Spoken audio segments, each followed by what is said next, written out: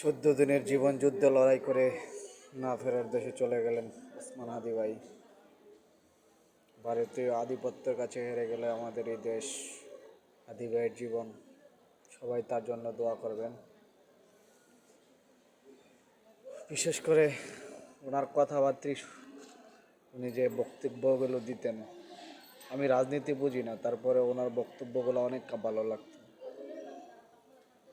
তার কথাগুলো যখন আমার সামনে আসে, বিশেষ করে ভিডিওগুলো যখন আমি দেখি, সত্যি বলতে আমার কান্না চলে আসে।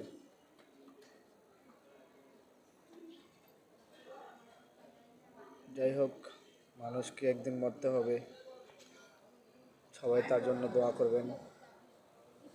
আর অতি দ্রুত, অতি তাড়াতাড়ি তার খুনিদের আইনের আওতা আনার জোর দাবি জানাচ্ছি আমি।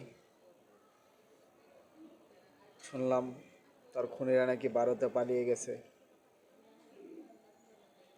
সরকারের কাছে অতি আকুল আবেদন, তার খুনিদেরকে দেশে এনে ফাঁসিতে ঝুলিয়ে বিচার করার জন্য আমি জোর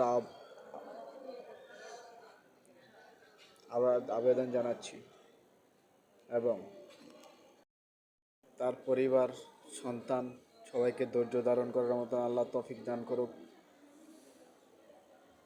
দিন শেষে একটা কথাই বলতে চাই, আপনারা যত তাড়াতাড়ি পারেন হাদি ভাইয়ের খুনিদেরকে দেশে এনে বিচারের আওতায় আনেন, সর্বোচ্চ শাস্তি, ফাঁসি, মৃত্যুদণ্ড দেন। এটাই আমাদের প্রত্যাশা, এটা আমাদের আকাঙ্ক্ষা।